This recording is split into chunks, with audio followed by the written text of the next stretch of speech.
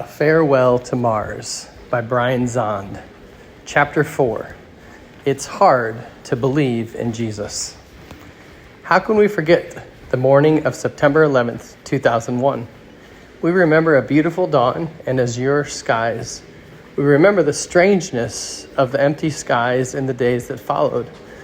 We can tell our story of where we were and how we heard about what has come to be known simply as 9/11. Like all of us, I remember that day. I remember church staff gathering around a television with transfixed stares. I remember the sheer incredulity when the towers fell. I remember meeting with a group of pastors that day to hastily organize a citywide prayer service. I remember how thousands came to this gathering. I remember the prayer I prayed, and I'm ashamed of it.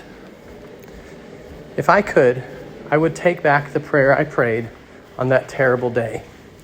The terrorist attack of 9/11 was a horrific crime, a national tragedy. It was a visitation of demonic evil. It brought the appalling loss of 3,000 lives. It brought a sickening end to a short-lived optimism. When the Berlin Wall came down, a new optimism was born. 12 years later, the Twin Towers came down, and that optimism died. September 11th, 2001 was the Pearl Harbor for a new generation of Americans. We now fear 9/11 was an ominous harbinger for the new century. But 9/11 was also a test. It was a test for America in ways that we are still coming to terms with. It's a test for our democracy as we struggle to balance security and liberty. In different ways, 9/11 was a test for the American church. Will we succumb to the temptation of scapegoating? Will the church scapegoat Muslims in the 21st century as the church scapegoated Jews in previous centuries? For me, it was a personal test of my commitment to the Jesus way of responding to violence and enemies. I failed the test miserably. My failure came in the form of a prayer. Allow me to tell my story. On the night of 9/11, as our nation reeled from the shock that day, I stood on a platform in the gymnasium at Missouri Western State University. I was there as a pastor. My pastoral vocation is to guide people in following the Jesus way. My task that night was to pray, to lead our city in a prayerful response to the traumatic events of 9/11. On that strange and confusing night, I failed in my role as a Christian pastor. I prayed a prayer based on anger and vengeance. I prayed a prayer to sanction U.S. military retaliation. I prayed a war prayer. Oh, I'm sure I prayed in appropriate ways as well, for the rescue workers, for the missing, for their families, for comfort from above, etc. But for the most part, my prayer was a petition for God to take our side in the inevitable war to come. Yes, it was a war prayer, and I could feel how my prayer energized the crowd. The crowd certainly did not think I had failed. The crowd certainly did not think I had failed. The crowd thought I had passionately expressed to God the very thing they were feeling. Many in the crowd would have described my prayer as anointed. I don't presume every person present shared that sentiment, but there is no doubt that the crowd was with me. The crowd wanted a war prayer, and that's what I wanted, and that's what I prayed. I gave the crowd what it wanted. I wish I had done better. I wish my prayer had been more of a broken lament. I wish my prayer had been a tearful cry for mercy. I wish my prayer had been an honest wrestling with Jesus' call to love our enemies, even if it had only been to express how impossible it seemed at that moment. But I didn't do those things. I prayed a war prayer. At that time, I didn't know about Mark Twain's war prayer. I wish I had. Around 1904, probably in reflection upon the Philippine-American War, Mark Twain wrote a short story entitled The War Prayer. Twain begins his story by telling us, the country was up in arms, the war was on, in every breast burned the holy fire the holy fire of patriotism. Twain paints the picture of the sudden appearance of flags, patriotic oratory, and military parades. Remember the flags and patriotism following 9/11? But at the center of the story is a scathing critique of the Christian response to a popular war.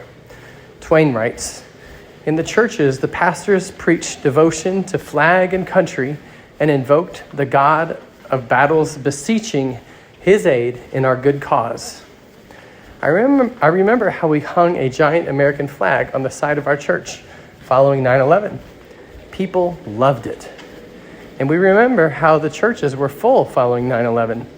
In Twain's story, on the Sunday following the declaration of war, a pastor ascended to his pulpit in a packed church and prayed a long and passionate prayer for God's blessing upon the coming conflict.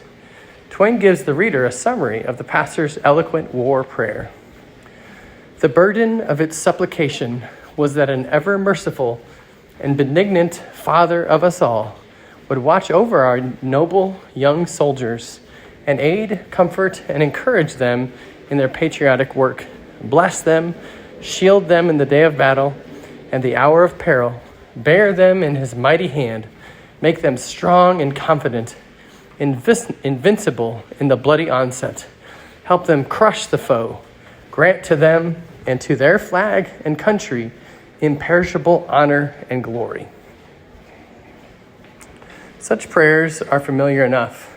They are based on the assumption that war is the only conceivable course of action, and that if we will but ask, God himself will bless our martial endeavors.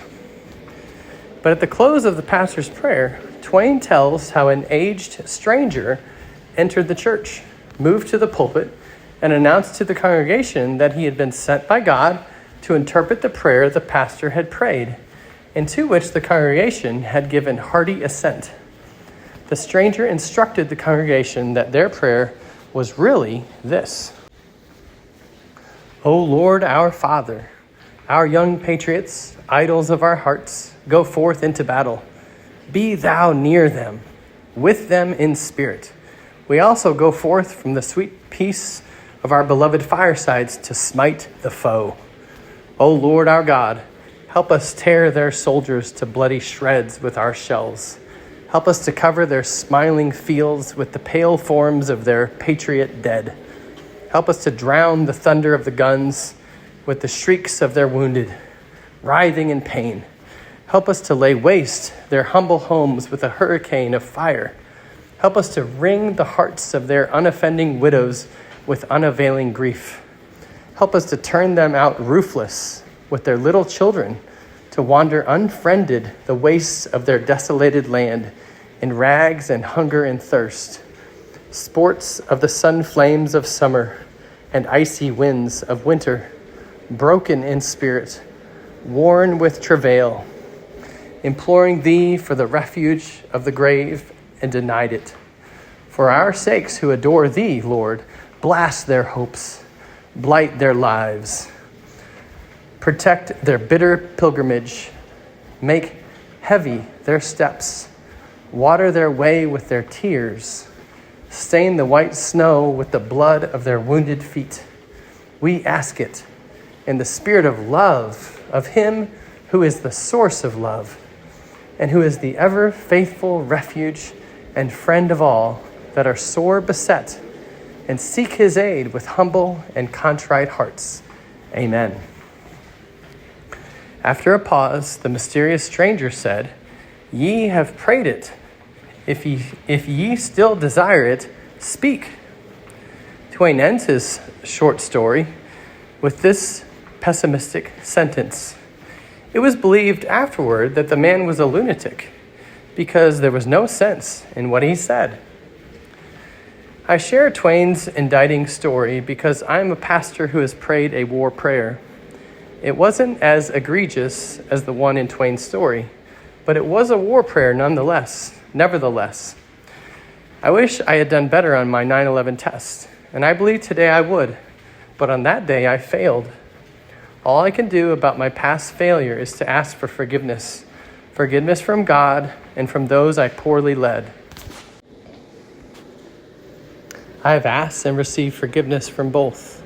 The other thing I can do is resolve that I will never make the same mistake again. In Twain's story, the congregation concluded that the mysterious stranger was mad. But it wasn't the stranger who was mad.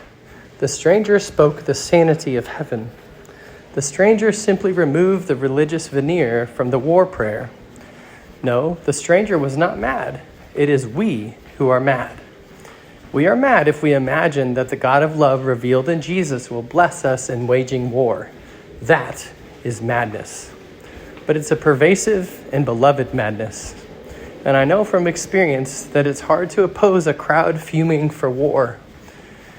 When we have identified a hated enemy, we want to be assured that God is on our side as we go to war with our enemy.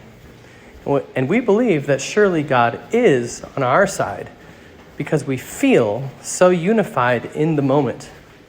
Everyone knows the nation is most unified in times of war. Nothing unites a nation like war. But what's so tragic is when Christian leaders pretend that a rally around the war god is compatible with worshiping the God revealed in Jesus Christ. We refuse to face the truth that waging war is incompatible with following Jesus. We forget that God is most clearly revealed, not in the nascent understanding of the ancient Hebrews, but in the Word made flesh. We forget that being disguised under the disfigurement of an ugly crucifixion and death, the Christ form upon the cross is paradoxically the clearest revelation of who God is. We forget that the worst day in history was not a Tuesday in New York, but a Friday in Jerusalem, when a consortium of clergy and politicians colluded to run the world on its own terms by crucifying God's own Son. We forget that when we see Christ dead upon the cross, we discover a God who would rather die than kill his enemies. We forget all of this because the disturbing truth is this: it's hard to believe in Jesus. When I say it's hard to believe in Jesus, I mean it's hard to believe in Jesus' ideas, in his way of saving the world. For Christians, it's not hard to believe in Jesus as the Son of God, the second person of the Trinity, all the Christological stuff the church hammered out in the first 5 centuries. That's not hard for us. What's hard is to believe in Jesus as a political theologian. It's hard because his ideas for running the world are so radically different from anything we are accustomed to, which is why I suspect for so long the Gospels have been treated as mere narratives and have not been taken seriously as theological documents in their own right. We want to hear how Jesus was born in Bethlehem, died on the cross, and rose again on the 3rd day. We use these historical bits as the raw material for our theology that we mostly shape from a particular misreading of Paul. In doing this, we conveniently screen out Jesus' own teachings about the kingdom of God, and especially his ideas about nonviolence and enemy love. In recent years, I have participated in a number of public discussions about the Sermon on the Mount. These discussions inevitably end up focusing on Jesus' revolutionary ideas about nonviolent resistance of evil and loving our enemies. You've heard that it was said, an eye for an eye and a tooth for a tooth. But I say to you, do not resist an evildoer. But if anyone strikes you on the right cheek, turn the other also. Matthew 5:38-39. You've heard that it was said, you shall love your neighbor and hate your enemy. But I say to you, love your enemies and pray for those who persecute you. Matthew 5:43-44. What always happens in these discussions, every time, is that there are those who feel uneasy with the implications of Jesus' teaching on nonviolence and enemy love. They instinctively know that taken seriously, these radical political ideas place a lot of pressure on existing political and social structures.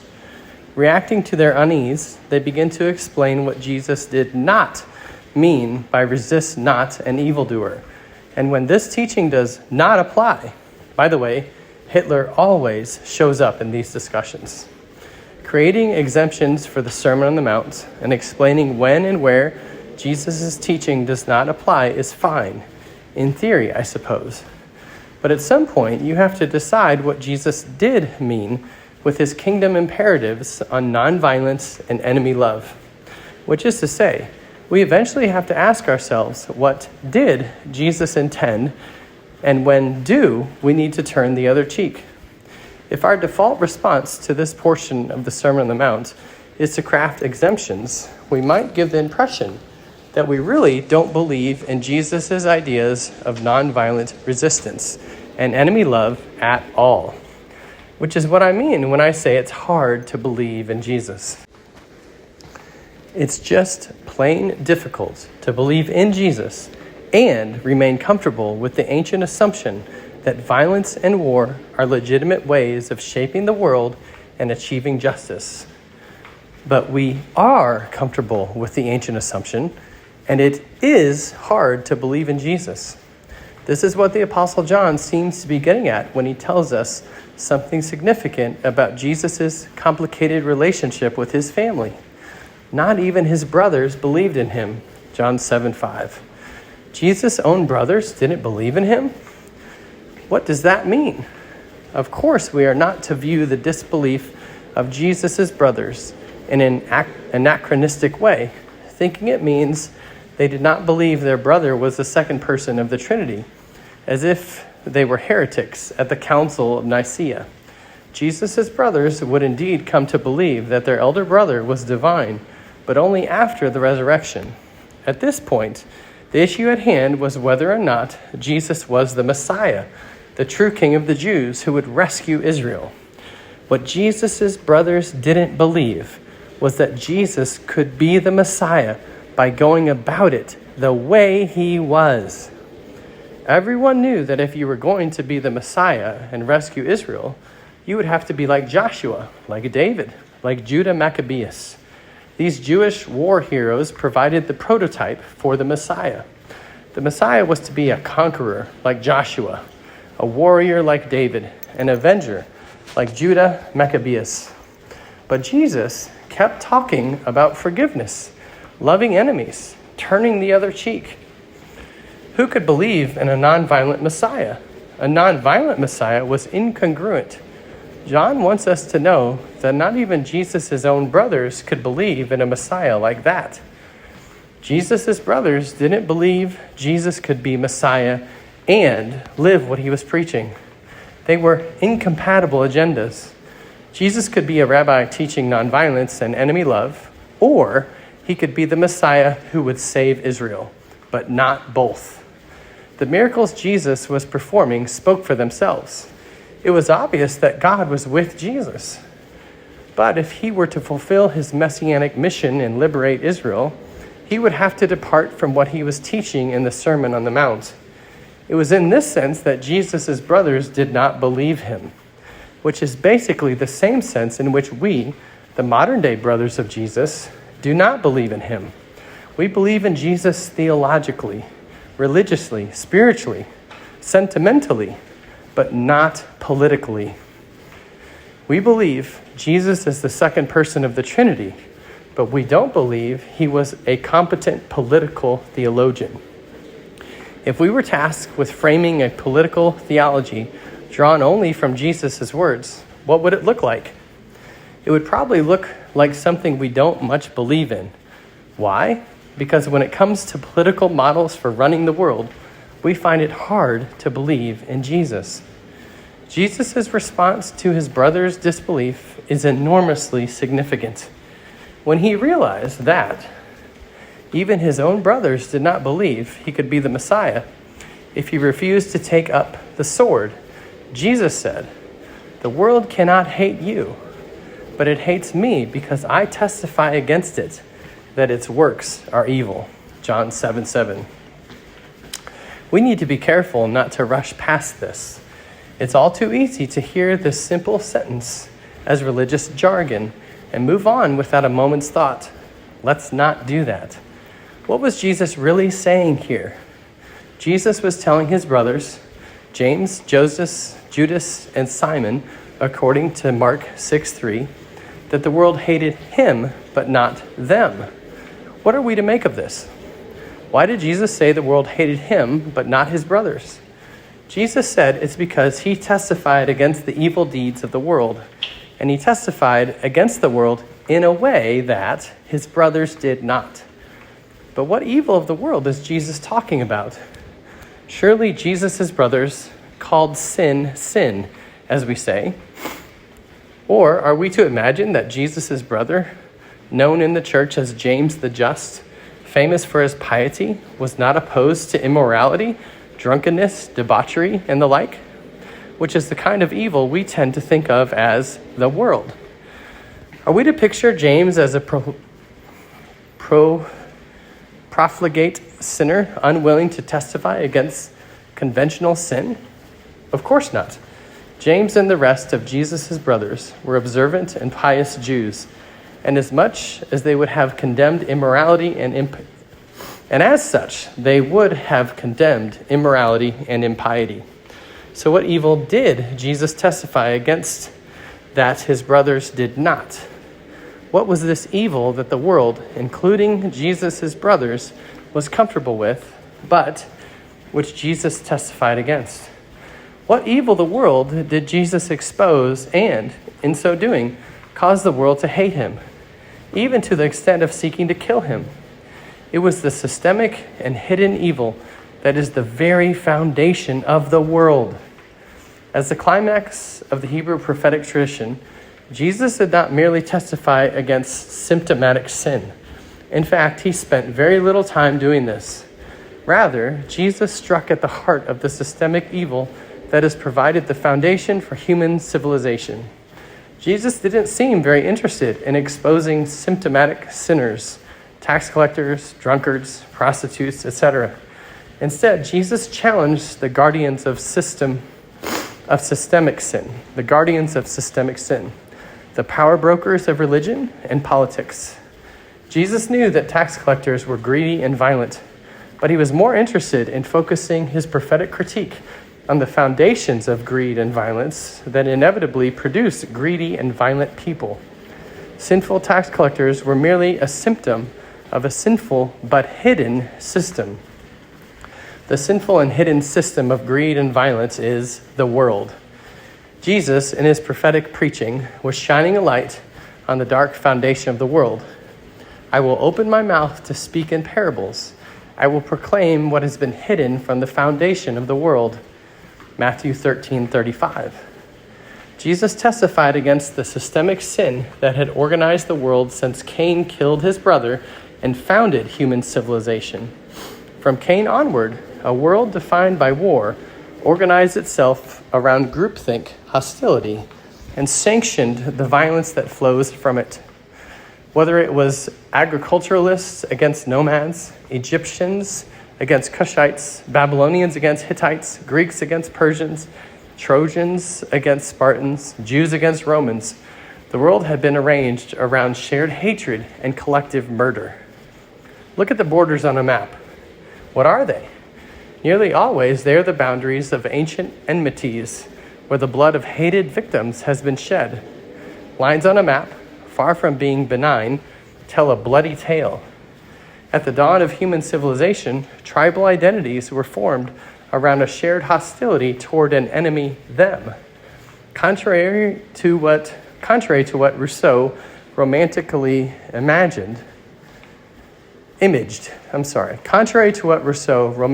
imaged, anthropologists insist there was never a time when human communities lived peaceably and without war.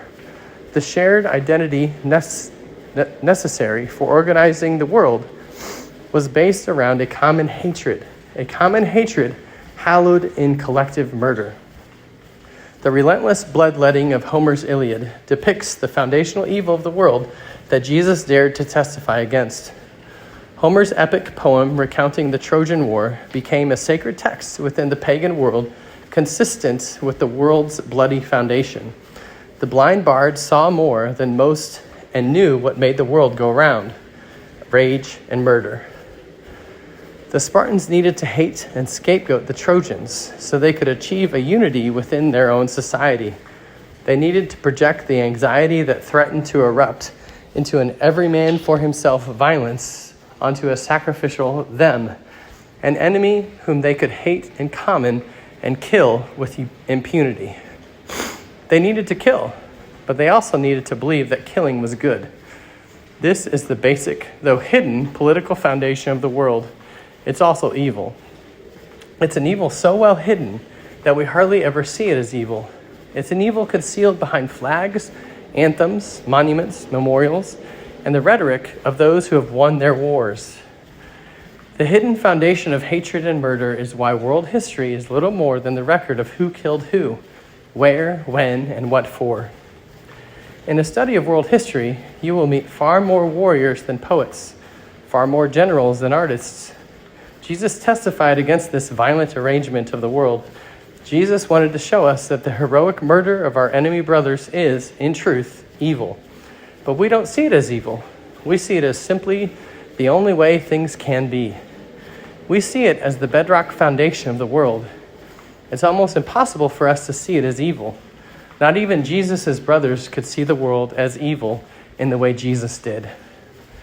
So when Jesus comes along and says to us, "Love your enemy," we instinctively feel how radical it is. He's not just giving individuals a personal ethic. He is striking at the very foundation of the world. The world was founded on hating enemies. And now Jesus says, don't do it. When Jesus said, turn the other cheek, he wasn't just trying to produce kinder, gentler people. He was trying to refound the world. Instead of retaliatory violence, the world is to be refounded on co-suffering love. Jesus understood that the world had built its societal structures upon shared hatred, scapegoating, and what René Girard calls sacred violence. In challenging sacred violence, which Israel cherished in their war stories, Jesus was challenging the world at its most basic level. We cherish, honor, and salute sacred violence. We have to. We have a dark instinct that we must honor Cain's war against Abel and our own wars upon our hated enemies, or our whole system will fall apart. But Jesus testified against it, that those deeds were evil. This is where the tension begins to build. What Jesus called evil are the very things our cultures and societies have honored in countless myths, memorials, and anthems. It was this deep insight into the dark foundations of the world that Jesus possessed and his brothers did not. James and the rest of Jesus' brothers and disciples could testify against symptomatic evil of greed and immorality, but they could not testify against the systemic evil of hating national enemies. This is why the world hates Jesus in a way it could not hate his brothers. Ultimately, Jesus' brothers belonged to the same system as Caesar, Herod, and Caiaphas, the system of hating and seeking to kill one's national or ethnic enemy. Jesus' call to love our enemies presents us with a problem that goes well beyond the challenge we find in trying to live out an ethic of enemy love on a personal level. How can a nation exist without hating its enemies? If nations can't hate and scapegoat their enemies, how can they cohere? If societies can't project blame onto a hated other, how can they keep from turning on themselves? Jesus' answer is as simple as it is revolutionary. Instead of an arrangement around hate and violence, the world is now to be arranged around love and forgiveness. The fear of our enemy and the pain of being wronged is not to be transferred through blame, but dispelled through forgiveness. Unity is not to be built around the practice of scapegoating a hated victim, but around the practice of loving your neighbor as yourself, even if your neighbor is your enemy. Jesus was trying to lead humanity into the deep truth that there is no them, there is only us. Of course, the principalities and powers of the old order, political and religious, hate this. The bloody world bequeathed by Cain hates anyone who testifies that its system of enmity and sacred violence is evil. This is why Jesus knew the world would hate him. He would try to teach the world the way of love that could lead us out of darkness, but not even his own brothers believed in what he was trying to do. So Jesus would have to go to the cross and allow himself to be murdered by the world, the system of hatred, scapegoating, and violence, so that it might be exposed for what it is.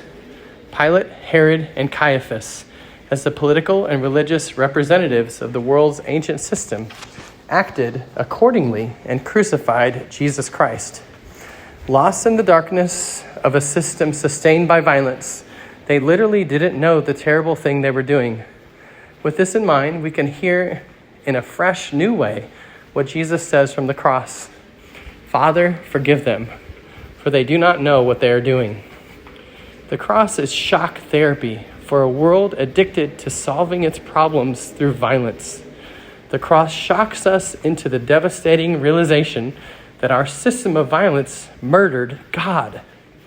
It was only after Jesus was raised from the dead that Jesus' brothers, or anyone, had the capacity to believe in Jesus in the fullest sense. Now that we know that truly this was the Son of God, we look at the world in a new light. The things hidden from the foundation of the world have been revealed. The cross shames our ancient foundation. The cross strips naked the principalities and powers. The cross tears down the facade of glory that we use to hide the bodies of our slain victims. In the light of the cross, we are to realize that if what we have built on Cain's foundation is capable of murdering the Son of God, the whole edifice needs to come down. In the light of the cross, our war anthems lose their luster. But this throws us into a crisis. What other alternatives are there? How else are we to arrange the world? The alternative is what Jesus is offering us when he told us that the kingdom of God is at hand. God's way of arranging the world around love and forgiveness is within reach. If we only dare to reach out for it, we can have it. But we are so afraid. We're not sure we can risk it. It's so hard for us to let go of the sword and take the hand of the crucified one. It's so hard for us to really believe in Jesus. The crowd never believes in Jesus. Only the little flock that accepts its vulnerability can believe in Jesus. If you tell those rushing to war that their hatred of enemies and their plan for the organized killing of enemies is evil, the crowd will hate you. War is sacred. It lies beyond critique. To critique it is blasphemy. The crowd hates blasphemy. The crowd wants to kill blasphemers. The crowd knows that the criticism of their violence is blasphemy because they know their cause is just. They believe it. And from their perspective, their cause is just. They can prove it. Both sides can prove it. Always. Achilles knew his cause was just and that it was perfectly legitimate to drag Hector's body from his chariot in front of the gates of Troy in a show of grotesque triumphalism. It's the same grotesque impulse that causes modern soldiers to pose for gruesome photos with the bodies of dead enemies. It's literally the way of the world, but it's not the way of the new world founded by Jesus. Jesus is not the warrior king the world is accustomed to. Jesus is not the Jewish Achilles. Jesus refused to be the violent Messiah Israel longed for. Jesus did not kill Pilate and drag his body behind his chariot. Jesus did not pose triumphantly over the dead bodies of slain Roman soldiers. Instead, it was Jesus who hung naked on a tree after being put to death through a state-sponsored execution. Jesus founded his kingdom in solidarity with brutalized victims. This is the gospel, but it's hard for us to believe in a Jesus who would rather die than kill his enemies.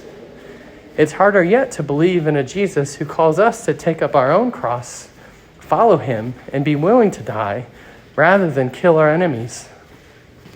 Many American Christians are fond of describing the United States as a Christian nation. which would mean a Christ-like nation. With that in mind, here's a wild thought experiment. Imagine if Jesus went to Washington, D.C. Imagine that he is invited to give a speech to a joint session of Congress. He's Jesus after all, and I'm sure the senators and congressmen would be delighted to hear a speech from the founder of the world's largest religion. If nothing else, it would confer great dignity upon their institution. Imagine that the speech Jesus gave was his most famous sermon, the Sermon on the Mount. Can you imagine that? Jesus is introduced, standing ovation. He stands before Congress and begins to deliver his speech. Blessed are the poor, the mourners, the meek. Love your enemies. Turn the other cheek. After a few perfunctory applauses early on, I'm pretty sure there would be a lot of squirming senators and uncomfortable congressmen. The room would sink into a tense silence. And when Jesus concluded his speech with a prophecy of the inevitable fall of the house that would not act upon his words, Matthew 7:26-27, what would Congress do? Nothing. They would not act. They could not act. To act on Jesus' words would undo their system. The Sermon on the Mount doesn't work in Cain's system, no matter how noble or sophisticated. In the end, the U.S. Congress would no more adopt the policies Jesus set out in the Sermon on the Mount than they were adopted by the Jewish Sanhedrin or the Roman Senate. The Jesus way and conventional power politics don't mix. So we tell Jesus to mind his own business, to go back to church and to saving souls, and not to meddle in the real affairs of running the world. We sequester Jesus to a stained glass quarantine and appropriate $1 trillion for the war machine. This begs the question of why Christians get so worked up over which side has the most representatives in Congress when the entire system is incapable of implementing what Jesus taught. Do you see what I mean? It's hard to believe in Jesus, to believe in Jesus fully, to believe in Jesus as more than a personal savior, to believe in Jesus without qualifications, to believe in Jesus as God's way to run the world, to believe in Jesus and his Sermon on the Mount, to believe in Jesus as the unimagined solution for a world gone wrong, and not as merely chaplain or cheerleader for our favorite version of the status quo, is very hard to do. It is also controversial. If believing in Jesus were as easy as we pretend, it would have been easy for me to pass my 9/11 test. But it wasn't easy, and I didn't pass the test. I didn't wrestle with what Jesus calls his followers to do in the Sermon on the Mount. It didn't even cross my mind. I didn't pray about what it means to love my enemies. I prayed a war prayer. I preached war sermons like The Road to Armageddon and Jesus, Jerusalem, and Jihad. Sermons in which I actually said, we are at war with Islam. I'm ashamed of it now. I can barely stand to look at those sermon notes. But I preached those sermons, and they were popular sermons. People loved them. The crowd told me those sermons were anointed. When I was preaching my war sermons, I never once received any criticism for them. Never once. Telling the crowd that God is on our side is never a bad career move. But a few years later, when I encountered Jesus in a fresh and new way, when I began to take the words in red seriously, when I repented for my war prayers and war sermons, when I started preaching peace sermons, then criticism came. Oh, believe me, it came. People left the church over my new direction. My new direction was that I began to take the Sermon on the Mount seriously. My new direction was that I began to see the kingdom of Christ as God's alternative society. My new direction was to believe that peacemakers are the children of God. And I learned a bitter lesson. I learned that it is much easier to unite people around a Jesus who hates our enemies and blesses our wars than it is to unite people around a Jesus who calls us to love our enemies and pray for those who persecute us. It broke my heart to learn that people are not as easily drawn to a gospel of peace as they are to a rally for war. But I couldn't blame them. I had been the same way. I had endorsed war in the name of the Lord. I had prayed war prayers. I had preached war sermons. And if people became angry when I started praying peace prayers and preaching peace sermons, I couldn't be surprised. I had been the same way.